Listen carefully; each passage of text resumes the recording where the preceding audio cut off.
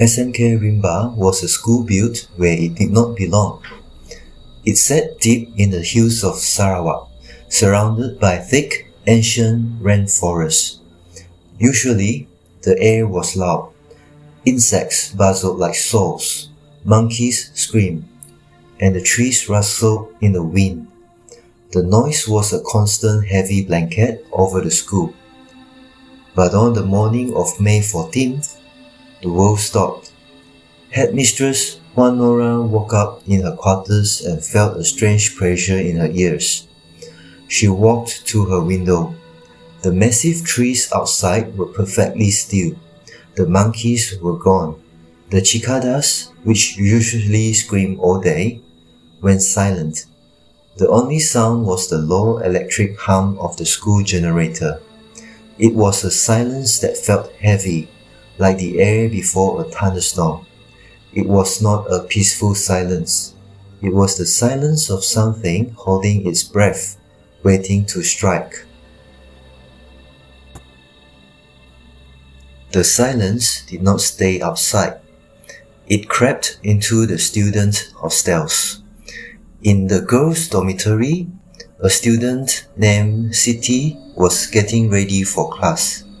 She looked at her roommate, Annie Lim. Annie was standing by the window, stiff as a board, staring out at the foggy football field. "Annie," Siti asked, "we are going to be late." Annie did not move. Siti walked closer and touched Annie's shoulder. Instantly, Annie screamed.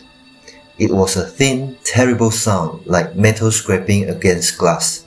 She clamped her hands over her ears, squeezing her head tight. Tears ran down her face. "Make it stop," Annie begged, falling to her knees. "It is too loud. The buzzing is scratching my brain."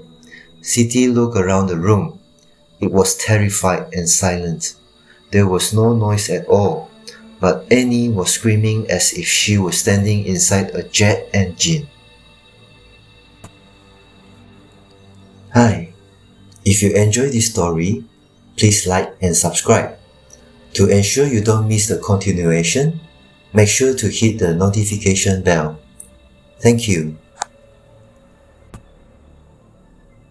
By lunchtime, the madness had spread to the workshops.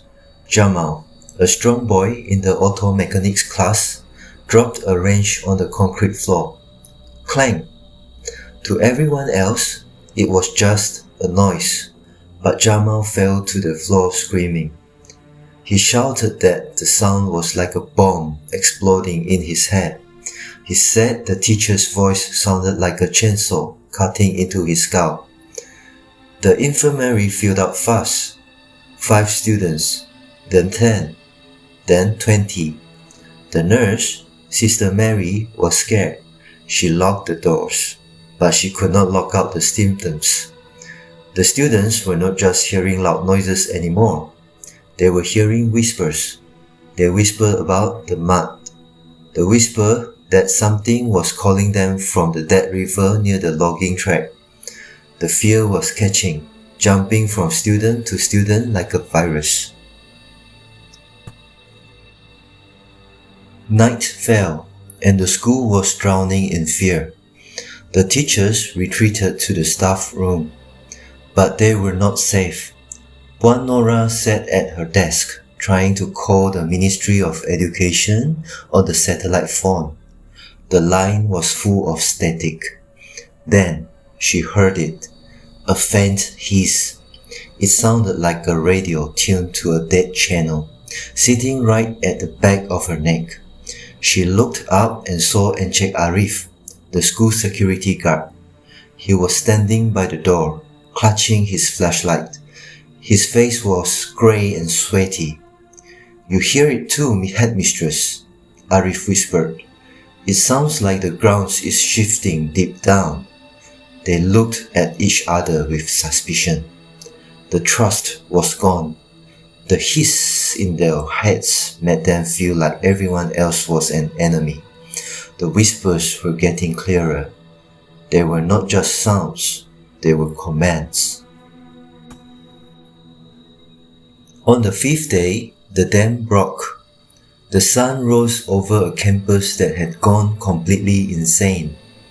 The whispers had unified into a single voice in everyone's head. Go to the mud. Hundreds of students walked out of their dorms at the same time. They moved like zombies or sleepwalkers. Their faces were blank and pale. Their hands were pressed against their ears to stop the roaring in their heads. They did not speak to each other. They did not need to. They all heard the same command. They walked toward the edge of the campus, past the classrooms, towards the logging track. The track was a river of thick brown sludge.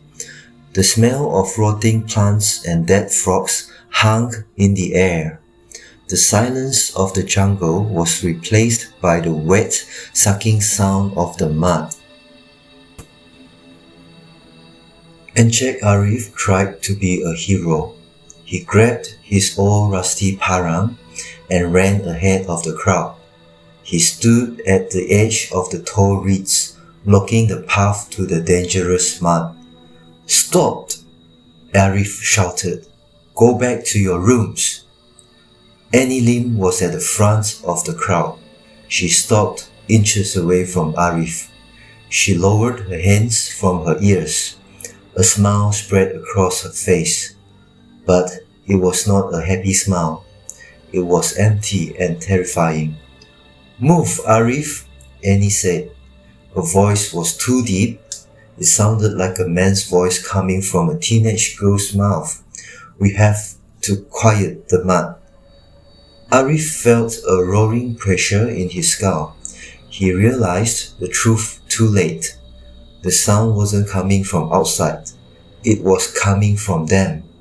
The students were all thinking the same thing at the same time, broadcasting a command so loud it crushed his mind. Arif dropped his weapon.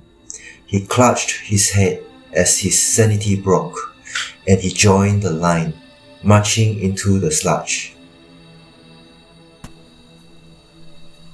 That night, the police and parents arrived. They found the campus dark. The generator had died hours ago. They used flashlights to search the grounds. They did not find anyone in the buildings. They found them at the edge of the jungle. Over 200 people, students, teachers, and Arif, were lying on the ground. They were arranged in a perfect, massive circle around the muddy track. They were all unconscious.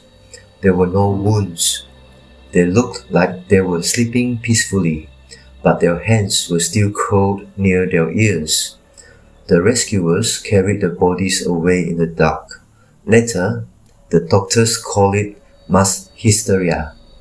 But when the school reopened months later, the students sometimes tilted their heads, listening to a silence that promised to return. The doctors call it stress. The police call it a tragedy. But the records in my archive tell a different truth. The jungle does not like to be disturbed, and sometimes when humans make too much noise, nature decides to make them quiet. Those students woke up with no memory of the mud, but the mud remembers them. Be careful when you enjoy the silence. Sometimes the silence is just the world taking a deep breath before it screams. Don't forget to sign out if you can.